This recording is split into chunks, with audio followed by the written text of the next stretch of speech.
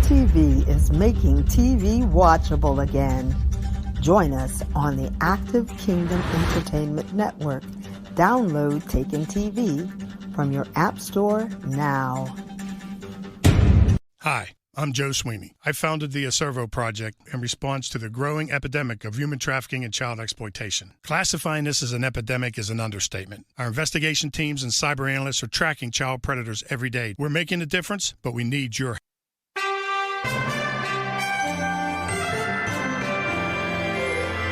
From the heart of our nation's capital, here's Family Research Council President Tony Perkins. Well, good afternoon and welcome to this Tuesday edition of Washington Watch. I'm Jody Heiss, the Senior Vice President here at the Family Research Council. An honor to be sitting in this evening for Tony and extremely thrilled to have you on board with us as well. Before we jump into the highlights, let me just tell you this. I spoke with Tony just a little while ago and he wanted me to relay to you the deep appreciation and gratitude that he and his family have for all the prayers that you have given in behalf of his dad, who has undergone some pretty major surgery.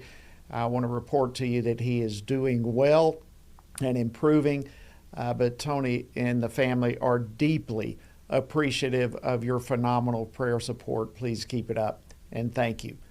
All right, let me give you some of the highlights for the program this evening. As the DOJ's stumbling investigation of Hunter Biden continues, it is revealing a two-tiered system of justice for sure, and House Republicans on both the Judiciary Committee and the Ways and Means Committee have subpoenaed some key officials from both the IRS and the DOJ. The Department of Justice, just as the whistleblowers highlighted, they used numerous tactics that delayed the investigation to such a degree that the statute of limitations expired. They denied prosecution, which is why we want to know about this October 7th meeting and why we've subpoenaed more individuals to answer our questions. And they divulged information to Hunter Biden's lawyers. Well, that was the House Ways and Means Committee Chairman Jason Smith last night on Fox's Hannity. So what will the testimonies of those who have been subpoenaed reveal? Well, possibly, could it be perjury from the U.S. Attorney General Merrick Garland? Well, we'll be talking about that here in just a few moments with Missouri Congressman Mark Alford. Also, some good news. Yesterday, a federal court unanimously ruled that the state of Alabama can enforce its laws to protect children from gender mutilation and other gender procedures, reversing in the process a lower court's decision that had blocked this law. And this is law all about protecting children. Well, Alabama's Attorney General Steve Marshall will be joining me to discuss that. And speaking of transgender agendas and so forth, officials at a California public library shut down and drove out a former women's collegiate soccer player from an event that she was speaking at when she attempted to tell her story and to emphasize the importance of protecting the integrity of women's sports. I need to know why I'm being told to leave. Can you tell me why? I was a speaker at this meeting. So I will leave the building if you can tell me why I need to leave the building. That was Sophia Laurie speaking to an official after she was told to leave, and she was the speaker. Well, we will hear from Sophia later in the program and allow her to share what she would have shared had she not been so rudely told to leave. And then finally this evening, as Christian parents and grandparents know, raising children to be true disciples of Christ is a real challenge. And we need a biblical worldview to do so. And a biblical worldview does not just happen. It requires constant vigilance. It requires engagement with our children. And how is that best accomplished? Well, Dr. George Barna has a new book on that very topic, and he'll be joining me with some very practical advice for raising spiritual champions. So we've got an important show coming your way, a packed show as also, and a reminder that our website is tonyperkins.com. If you miss any portion of this program or like to archive previous programs, you can do so there at the website, tonyperkins.com. And also we encourage you to take advantage of the many resources that are available there at the website. Let's jump into the program. This week, the House Ways and Means Committee and the House Judiciary Committees issued subpoenas to both IRS investigators and DOJ officials regarding a meeting last fall when now Special Counsel David Weiss claimed that he was prevented from bringing charges against Hunter Biden for tax crimes. Well, folks, that's pretty serious. And if true, it would directly contradict testimony before Congress from U.S. Attorney General Merrick Garland, and as well as some written testimony from Special Counsel David Weiss. So the question at the heart of all of these subpoenas is, did the Biden administration interfere with the Hunter Biden investigation? Well, joining me now to discuss this and more is Congressman Mark Alford. He represents the 4th Congressional District of the great state of Missouri. Congressman Alford, always great to see you. Welcome back to Washington Watch. Thank you so much, and our prayers tonight are with Tony's dad. Thank you very much for that. Well, listen, these are some very serious questions regarding the integrity of the DOJ's Hunter Biden investigation. Overall, give me your thoughts on it. Well, look, Jody, this is a disturbing time in American history. We know too well the persecution that President Trump has been under for many years now. This is definitely a two-tier justice system that we're living under. Someone's either lying, it's either David Weiss or Merrick Garland in this, and I do believe that Jim Jordan and Jason Smith, chairman of the Ways and Means Committee, will get to the bottom of this before it's all over. It's sad that they have to subpoena people to come up to tell the truth on Capitol Hill, but that's where we are. This collusion, this concerted effort, I think, to deceive the American people and to cover for the Biden crime family is disgusting, in my opinion. The truth will come out. Well, I think you bring up a good point. It really is disturbing to have to subpoena these people to come tell the truth to begin with. But what is even more disturbing is how they are obstructing congressional investigations. I mean, several agencies are literally not only causing troubles with the subpoenas, but they're obstructing the whole process. What do you make of that? Well, exactly. This obstruction has gone on for some time now. It's obfuscation, lies, deception, this whole web of deceit that the Biden crime family has kind of spun. I think Joe Biden's the black widow in the middle of all this. Even the National Archives, there are some emails that exist out there that have show a direct relationship between Hunter Biden, his associates that pumped some $20 million into these bank accounts and LLCs that the Biden crime family has set up over these years. And then Joe Biden as vice president using a pseudonym.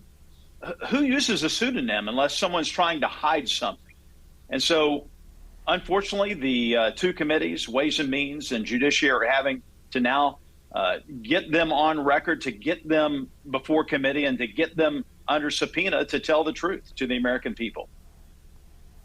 Well, we are deeply grateful for the work of all these committees and you and yourself, your colleagues, for pushing on these type of issues. If I can switch to another topic, but still a topic regarding yet another subpoena, the House Republicans on the Homeland Security Committee have a subpoena now for Secretary Mayorkas, and specifically they're seeking information about a program that allows citizens from Cuba, from Haiti, from Nicaragua, and Venezuela to enter the United States on a temporary basis. And, all of this to me is just another example of the Biden administration's failures at the border. Why are we letting these people in from these countries?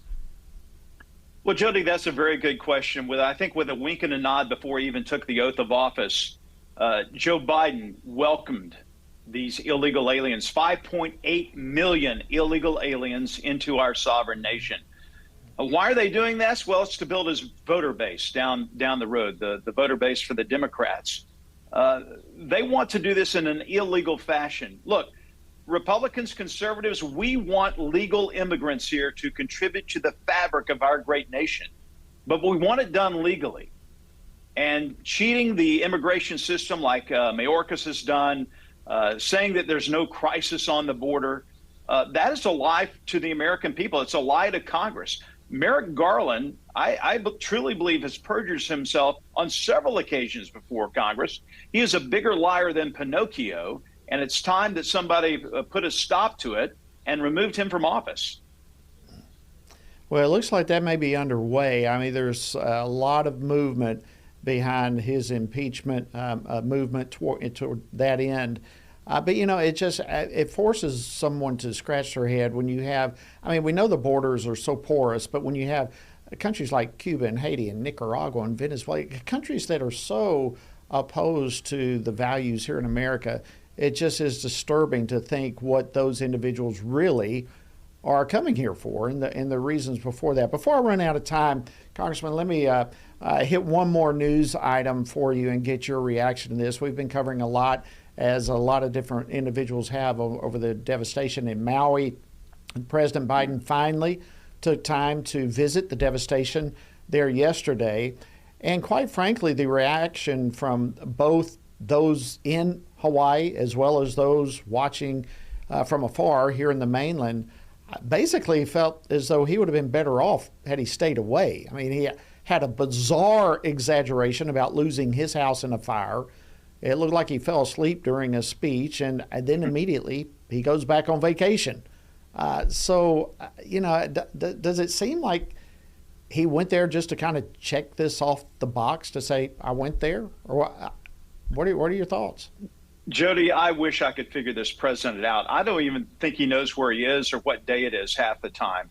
Do you remember back during and after Katrina, how the media eviscerated President George W. Bush for what they considered a lack of a proper response to the tragedy that was happening in Katrina? Yet he was in a helicopter with a FEMA director flying over the damage and actively trying to be there and connect with people, as he did after the fall of the Twin Towers on 9/11.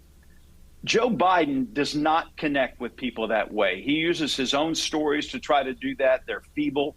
He is a failing, flailing, feckless leader. And to spend half your time on vacation on the beach in Delaware and then to mosey on over to Hawaii and Maui is no excuse. Had I been president of the United States, I would have been there on the main island within a day's time with my FEMA director, making sure that the eyes and the hearts of America were there with the people of Hawaii. That's what he should have done.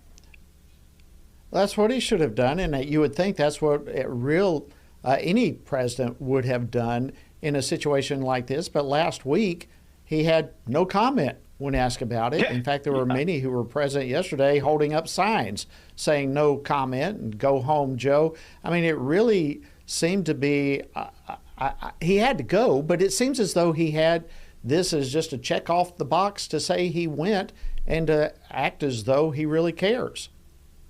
Well, I think it's gotten to the point now, unfortunately, I think we are seeing the degradation of a human mind right before our very eyes. If you look back at videotape and speeches from even a year ago, you can see how far his decline has gone.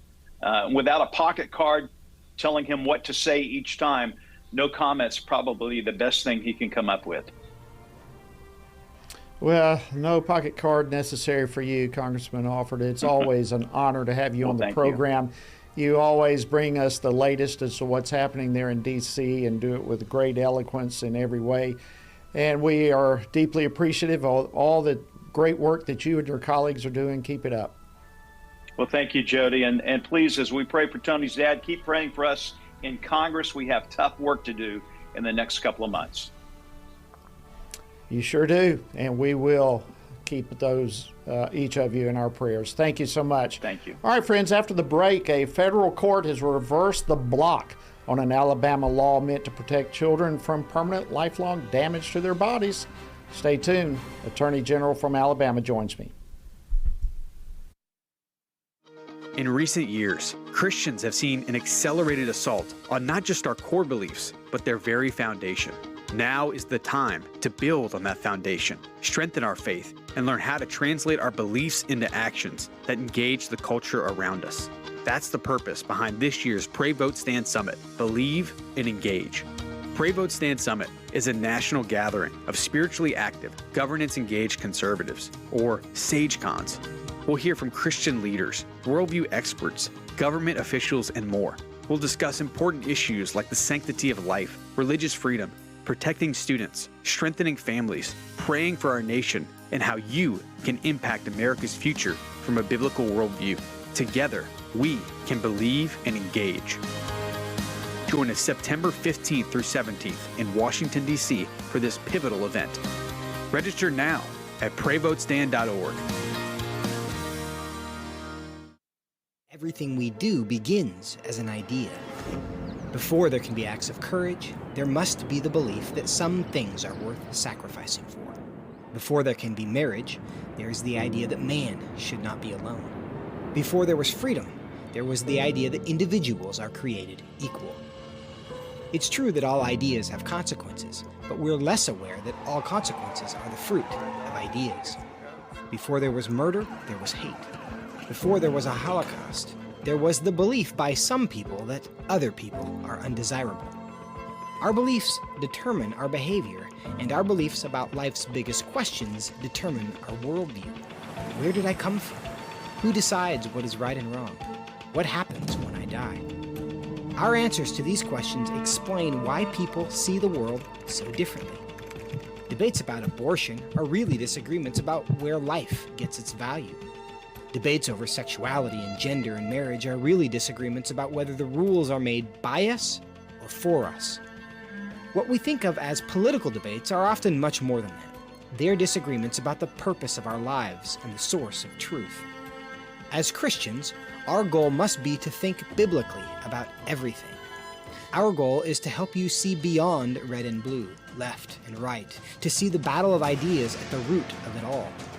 Our goal is to equip Christians with a biblical worldview and help them advance and defend the faith in their families, communities, and the public square. Cultural renewal doesn't begin with campaigns and elections. It begins with individuals turning from lies to truth. But that won't happen if people can't recognize a lie and don't believe truth exists. We want to help you see the spiritual war behind the political war, the truth claims behind the press release, and the forest from the trees.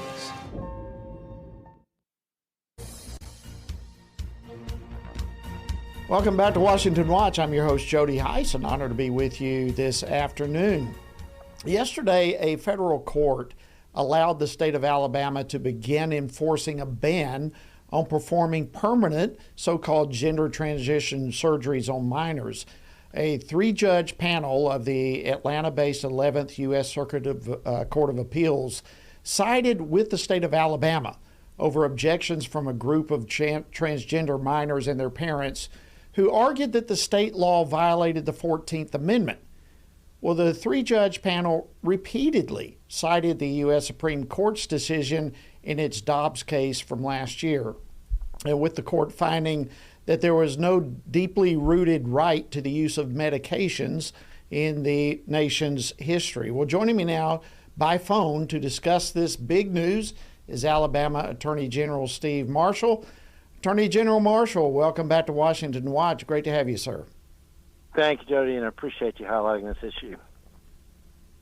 Well, it's a big issue. It's a big deal. This is a huge victory, obviously, for the state of Alabama, but this is a big victory for children and for the country as a whole. Let's begin by giving us the legal reasoning, the underpinning, if you will, of this 11th Court of Appeals, the 11th Circuit's decision. You know, Jody, I think you highlighted one of the important things, which is this really is an extension of what the Supreme Court recognized in Dobbs, and that is that state legislatures have the opportunity to be able to weigh in on medical issues involving their state. Clearly, the 11th Circuit opinion said there's no substantive right for parents to be able to choose experimental treatment for their children. And when we saw the Alabama legislature, along with now significant other states around our country doing the same thing, weighing in to say that we're not going to allow a failed European experiment be used against our kids in our respective states, we think this is not only a tremendous victory for the rule of law, but most importantly, in being able to protect children who can receive critical care absent these experimental treatments. Well, it really is huge, and that's why we wanted to highlight it here. This, it's amazing to me, Attorney General, how news like this is swept under the rug by so much of the mainstream media, but it is groundbreaking decisions. This is a huge victory for children and parents in our country across the board. And you have organizations like the SPLC and the Human Rights Campaign. These type of organizations are representing the plaintiffs in this case. But what does this decision mean on a practical level specifically for Alabama, but even beyond? Yeah, and Joe, let's not forget that the Department of Justice has weighed in again, and this is, again, part of the Biden's radical transgender movement that they have pushed during this administration. But, for Alabama kids, what it means is that we're going to ensure that they're not receiving medication that the FDA has not approved for the purpose in which it's being offered right now. It's going to allow for there to be viable and alternative means to be able to treat gender dysphoria that doesn't create the same risk that they would have currently with the experimental treatment that's being used. But also outside of Alabama itself, we've got hearings coming up involving laws in Kentucky and Tennessee. We have an Arkansas law that is currently pending. We have Indiana, who has their law that's being challenged and being heard in courts here soon. And so the 11th Circuit speaking in this case, just as we had recently the 6th Circuit as well, I think is sending a very strong message to states around the country that you have the ability and the authority to weigh in on this issue, and you need to weigh in on behalf of the children that you're trying to protect. Well, and it amplifies the power and the importance of states to push back on some of these horrible things that are happening from the federal government and the push for this. You mentioned multiple states just moments ago who were involved in this type of thing. So my question is, where is all this leading? Do you think at some point, with all these various states passing laws to protect children, is it inevitable that one of these eventually is going to go to the Supreme Court?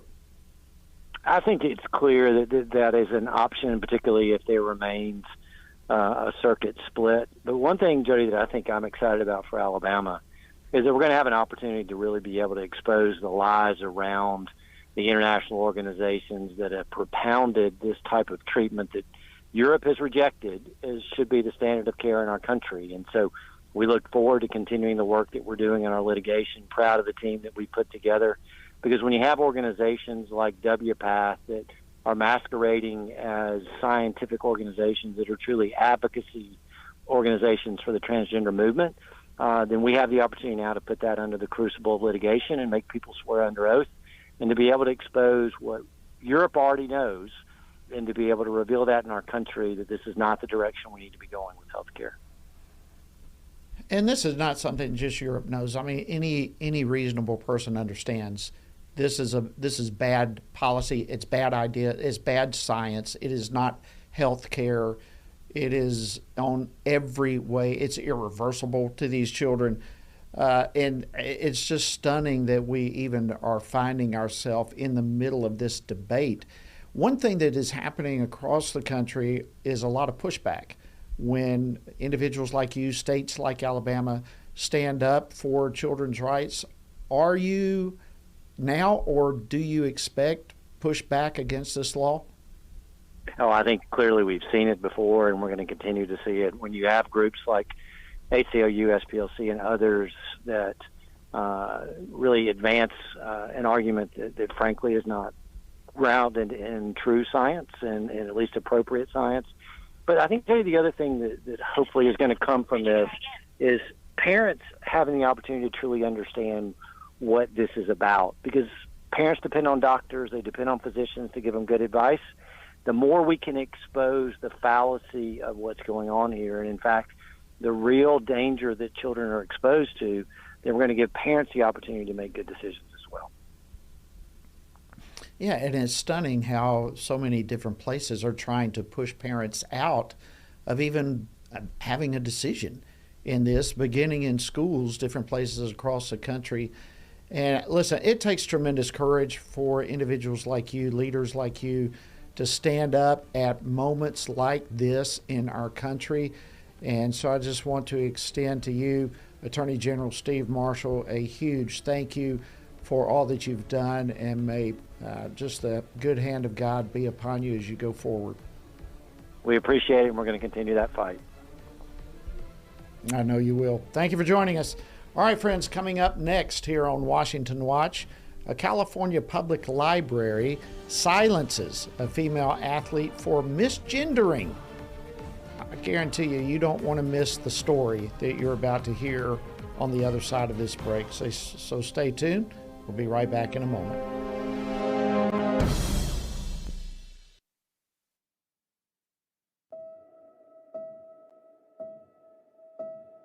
All of us are born with the desire to find truth and meaning.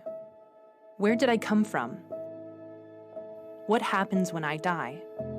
While our answers to these questions may divide us, we are united in our need for the freedom to answer life's biggest questions and make life's biggest decisions for ourselves. That's why religious freedom matters for everyone. Religious freedom matters because the powerful have long wanted to control those who are less powerful. Religious freedom matters because the freedom of those who are different is often threatened by those who believe different is dangerous. Leah Sheribu, a Christian teenager in Nigeria, remains a captive of Boko Haram for her refusal to renounce her Christian faith. Chinese pastor Wang Yi is serving a 9-year sentence for speaking publicly against the Chinese government. In Pakistan, Asif Pervez is on death row for allegedly sending a blasphemous text message. All of this because people in power decided different is dangerous.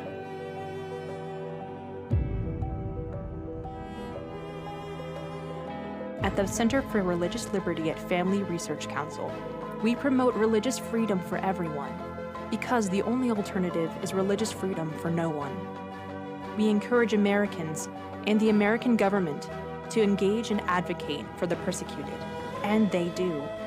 We work every day to bring good news to the afflicted, to proclaim liberty to captives and freedom to prisoners. We do it because that's what Jesus does. We work to give freedom to others because we ourselves have been set free.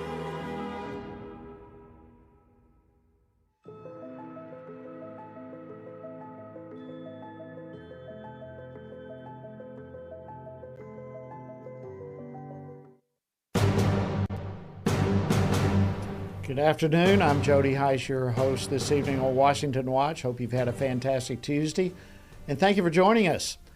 All right, there was an event to discuss protecting women's sport at a Davis, California public library, and it was shut down Sunday after library officials accused the first speaker of violating California law by misgendering male athletes who were competing in women's sports. They later accused this speaker of being disruptive.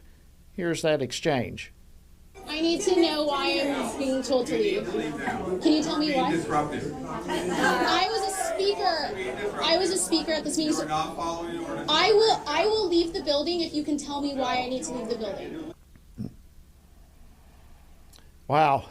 Well, the woman who was being told to leave the event, in spite of the fact that she was the speaker at the event, is Sophia Laurie. She is a former collegiate soccer player who now serves as an outreach coordinator for the California Family Council, and she is also very dear to us here at FRC, having been a former intern here with us. Well, she joins me now from California to discuss all of this. Sophia, welcome to Washington Watch. It's great to see you again. Great to see you. Thank you for having me here. Well, it's our pleasure, and listen, thank you for your courageous leadership and your standing strong. We appreciate all that you're doing. Listen, let's just begin with the whole event. We heard the clip, we saw the clip. There were others there. There's a lot of noise in the kerfuffle of it all. But tell us about the event and what happened.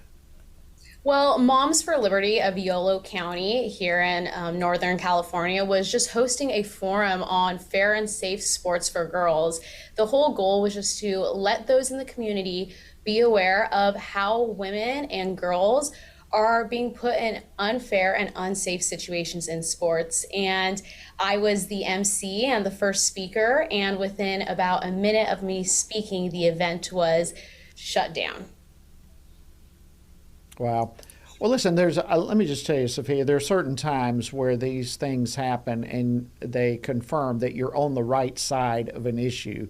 When you consider the audience and those who shut you down, you know you are pushing in the right direction. But without getting into all the particulars of the California law, this was clearly a violation of the First Amendment, which, of course, the First Amendment is federal law, which trumps any state law. And I think it was one of your colleagues there or another speaker who actually went up to the podium and made clear that you were there and you had the right to free speech, and the audience was free to leave if they wanted to. But, of course, that message didn't fit well with the agenda of the library officials. What do you think was the rationale behind them shutting it down?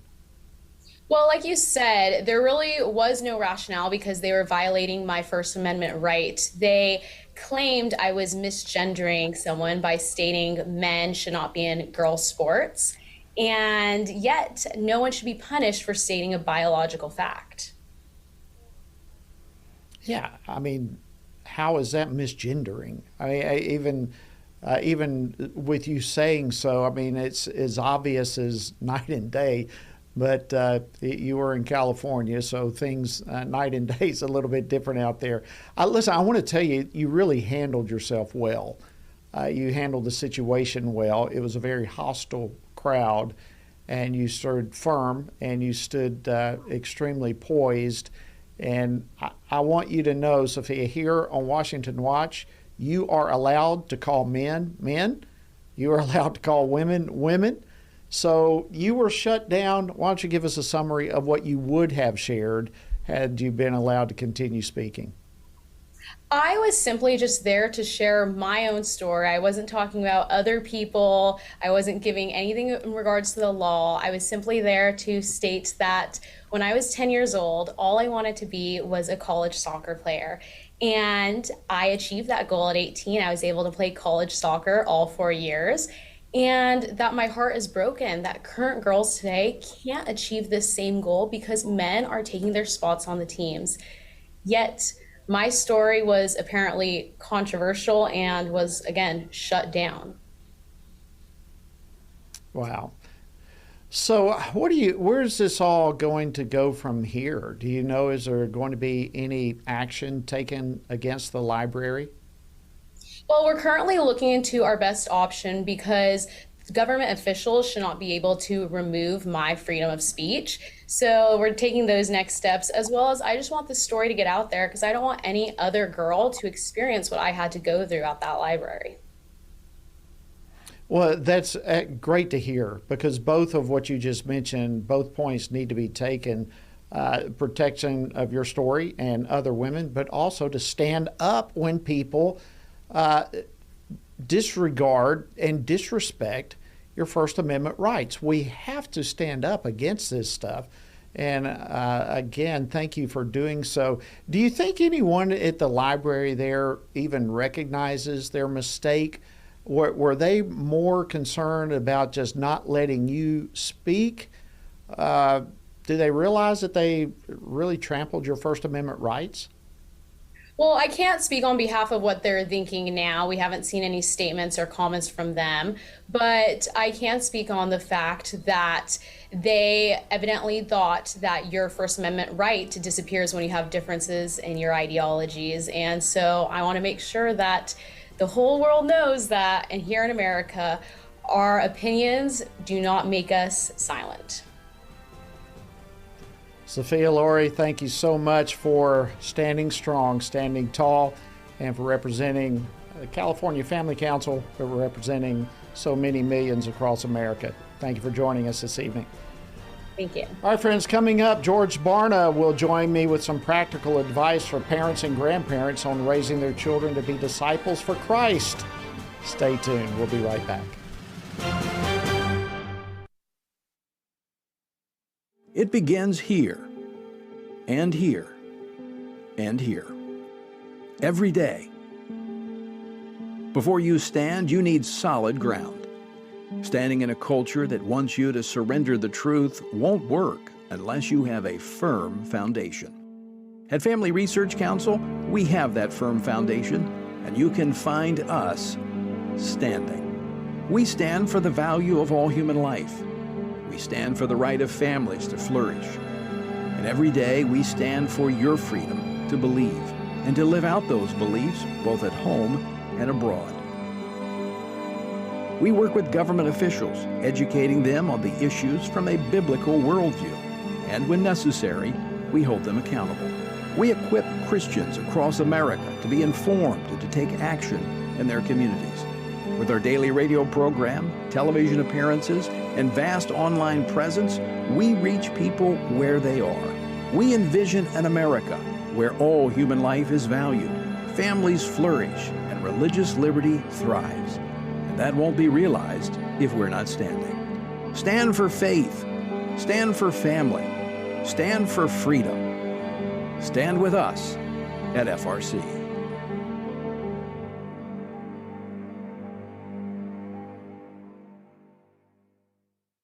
I'm often asked by people, Tony, how do you stay encouraged? How do you deal with all of the stuff in Washington, D.C., the negative policies that are attacking our faith, our family, and our freedoms?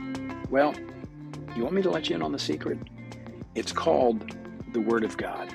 And that is why the Family Research Council embarked on Stand on the Word, a 2-year journey through the Bible. It's a chronological Bible reading plan with just 10 to 15 minutes a day. In 2 years, you will have covered the entire Bible. And to go along with this, Monday through Friday, I do a morning devotional that goes along with the reading of the day. It's all designed to encourage you on this journey because the Word of God, as the psalmist said, in my affliction, here's my comfort. Your Word gives me life. That is our source of strength. To find out more, go to tonyperkins.com or frc.org/Bible. And I invite you to join me every morning for our Stand on the Word Bible devotion.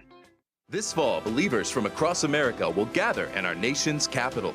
We'll hear from government leaders, policy experts, and leading Christian voices, learning how we can engage in government at every level, from local school boards to state legislatures to Congress and even the White House, to win back the soul of our nation.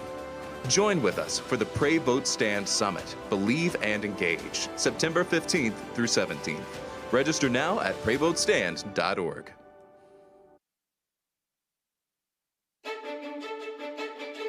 FRC celebrating 40 years with Pastor Gary Hamrick.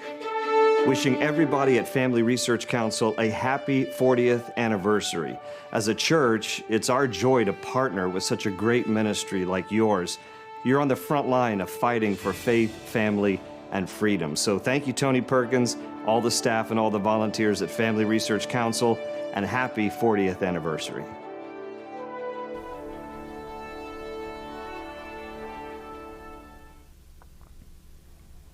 And thank you, Pastor Gary Hamrick, for your leadership and your kind words. Friends, listen, there is not much that's more important as a Christian citizen than to learn how to effectively engage Christian principles in our culture. And that begins with our families. It goes beyond to our friends, our neighbors, where we work, and beyond. And we are partnering with you to help accomplish that goal, to teach all of us how to be more effective.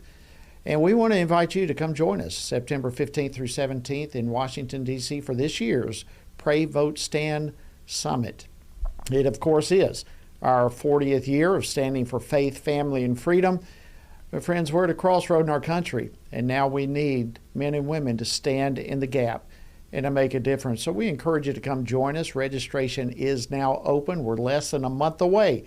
Please visit prayvotestand.org for details and to register. We look forward to seeing you there. All right, let me begin by this statement. If we do not get it right with young children, the chances are good we will never see those people mature into real disciples of Jesus. That provocative quotation is from an upcoming book called Raising Spiritual Champions. It's by George Barna. The book's subtitle is Discipling America's Children. That subtitle, listen, that works as a great slogan for what we here at Washington Watch and Family Research Center consider to be of utmost importance. The book identifies why it's important for Christian parents to raise their children with biblical worldviews, but it also outlines some key strategies of how to do so effectively. What a needed book. Joining me now to discuss this is George Barna, who is the Senior Research Fellow for the Center of Biblical Worldview here at the Family Research Council. George, welcome back to the program. Great to see you. Well, thanks so much for having me. It's good to see you too. Well, listen, you share in the book really a reversal of thought, if I can put it that way, where you had a light bulb went off and you recognized the importance of reaching children. Tell us about that experience. You know, that was about 25 years ago or so, I believe, that when I still owned the Barna Research Group. I've since sold it, but at that time we were looking for another research project to do that we could present to pastors of churches around the country, helping them to understand what was going on in the culture, what was important in ministry, different practices that were and were not working, both within the culture and within churches. And we were going to do a national seminar with 4 different sessions during the course of the day. We needed a 4th session. We'd figured out the other 3 sessions. We've been doing these kind of national seminars for years, so we'd already blown through most of the popular topics, and we were just looking for that final topic. And one of my colleagues in the Barna group said, we should do something about ministry to children. And I don't remember if I exactly laughed at her, but certainly internally I was. Oh, what a stupid idea. We're going to talk to pastors. We're going to be with adults. We're going to be talking about serious stuff. We're going to be talking about the future of the church, how to transform the culture, all these kind of things. Why would we waste an hour and a half talking about children? And the team around the table, we batted that back and forth. I went away and thought about the different options that we put on the table for the 4th session. And as I started thinking and praying about it and doing a little bit of research, I thought, yeah, we better, we'll take this on. Seems like it might be a good complement to what else we were doing. But I'll tell you what, over the next 18 months, as we did all the research preceding going out on the road to do the seminar and present what we found in the research, I was completely blown away. I realized for the first time that up to that point in my life, and I was probably, early to mid-30s at that point, I had bought into the myth, the lie, if you will, that effective ministry is all about focusing on adults. Now, I'll tell you, in the 25 years since then that we started doing that research, and I've been building on that for the last quarter century, one of the things that I've discovered is that adults basically don't change. Now, the Holy Spirit can change anybody at any time. I'm not questioning that. Don't doubt that. I've seen that. I get it. But I'm a sociologist and a researcher, and I deal with averages. And I'll tell you that on average, adults do not change unless they encounter a major crisis in their life. It's completely different with children. Children are in a period of their life where they're trying to figure out, how does life work? What matters? Who am I? Why am I here? All kinds of very fundamental questions that once they answer those questions, they retain the answers for the rest of their lives, and they build on those as foundation stones. And so being able to effectively minister to children is absolutely critical to seeing them not only come to Christ, but to becoming disciples of Jesus. I would make a sharp distinction between those two. Part of the problem in the church in America is that we've got tens of millions of people who have accepted Jesus Christ as their Savior, but they haven't really committed their life to being Christ-like, to serving Christ, to knowing Him more deeply, to living every moment of every day to bring Him honor and glory. And so this book, Raising Spiritual Champions, is all about the research that we've been doing, and we did this in conjunction with Family Research Council. I'm so proud and happy about that. To discover, what is the situation today what's working today when it comes to raising children to be spiritual champions, not only as their parents, but maybe you're a grandparent, maybe you're a sports team coach, maybe there's something else that you're doing that allows you to interact with children, teaching or whatever it may be. All of us have interaction with children, but what we discovered in the research is very few adults spend any time at all thinking about, much less planning for, their interactions with children and what they can do to bring them closer and closer and closer to Christ. That's an amazing story, George, how you got to this point, and that you've got incredible data to back it up. How is a child's worldview developed, and what age does that happen? You say adults don't change. When can all that development take place in a child? Yeah, essentially we found that there are 4 different worldview phases that people go through. And the most important of those is the first phase. And it starts when somebody is 15 to 18 months of age, not years of age, 15 to 18 months of age. And that worldview development phase is essentially completed by the time they reach the age of 13. Now, during the teens and 20s, up to the mid-20s, sometimes later 20s, what we find is that people take that worldview that young children develop as the foundation for their life. Why does a worldview matter? Because it's the decision-making filter that every single person has. Every decision that you make, every decision I make, every decision everybody who's with us today ever makes is made on the basis of their worldview. And so their worldview is their intellectual, their emotional, their moral and spiritual filter that helps them to understand how things work, what's right, what's proper, what's appropriate, how they're going to navigate life. And so that is put in place by the age of 13. You can begin to understand why at 15 to 18 months of age a worldview begins to form.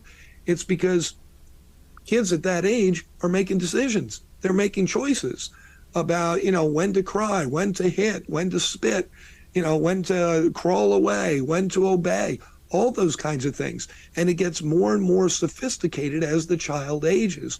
Well, by the age of 13, most of the major things that anybody is going to face in life, we have already had to think about.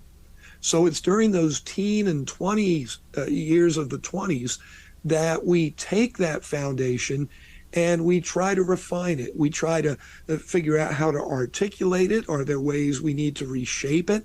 How do we integrate it into everything that we do, into who we see ourselves, our personal identity? And then by the time we reach our late 20s, early 30s, on up through our 60s, that's when we become evangelists. Some people are shocked when they hear I say everybody's an evangelist in America, but what we're trying to do is to evangelize other people to think the same way we do. We want them to embrace our worldview, see the world the way that we see it, respond to situations the way that we respond, make the same decisions that we would make in given situations. And then we found that from the late 60s on is a time of reflection where Americans tend to sit back and review what happened during the course of their life. Did they make the right decisions? Did they have the right foundation from which to make those decisions? Are there changes they should make now in their waning years? Are there things that they should share with their children, their grandchildren, their great-grandchildren, their neighbors, their friends, about the things that they have learned related to worldview?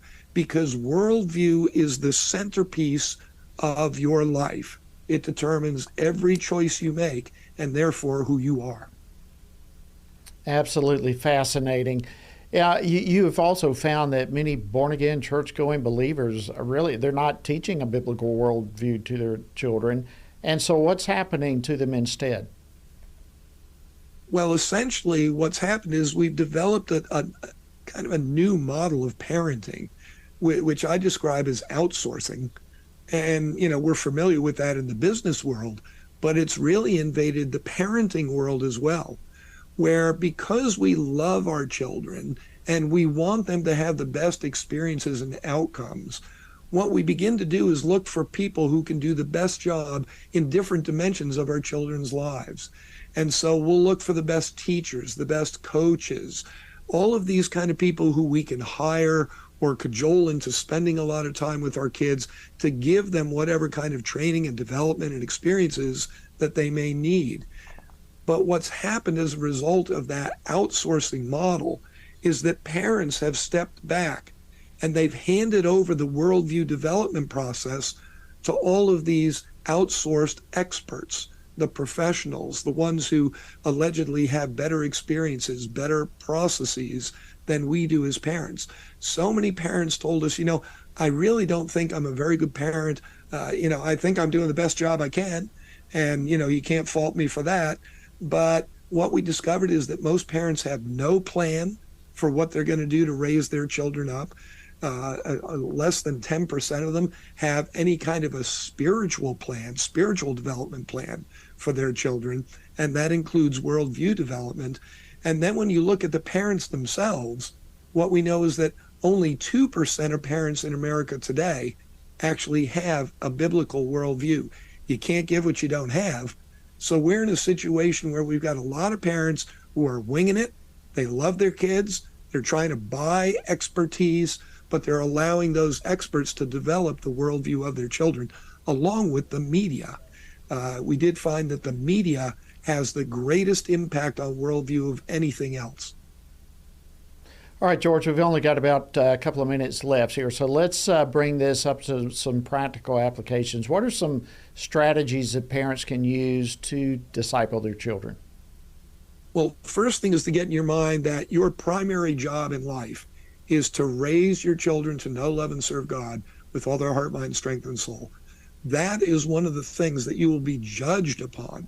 That is your primary task here on earth, just as it's your primary task, my primary task, to know, love, and serve God with all my heart, mind, strength, and soul.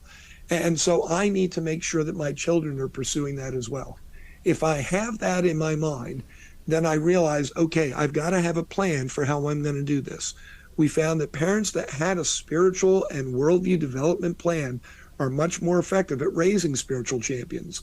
Those who are consistent with their children over the course of the 15 to 20 years they have their children, they're much more effective.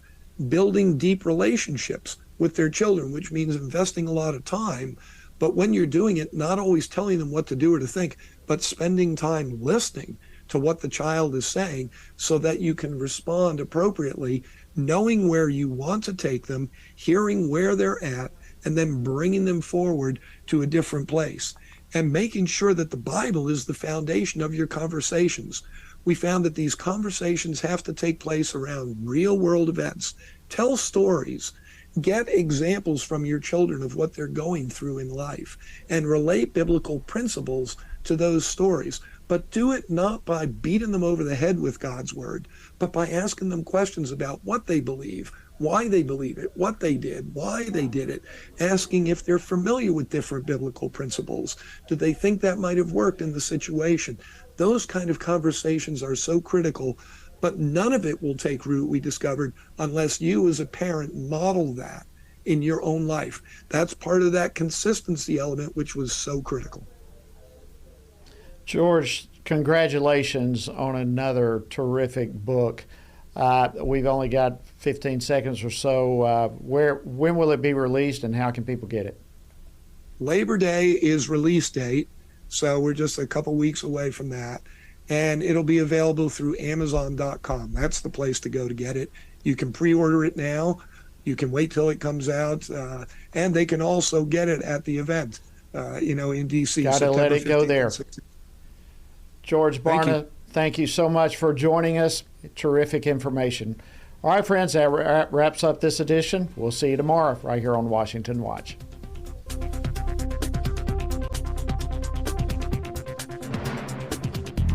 Washington Watch with Tony Perkins is brought to you by Family Research Council and is entirely listener-supported. Portions of the show discussing candidates are brought to you by Family Research Council Action.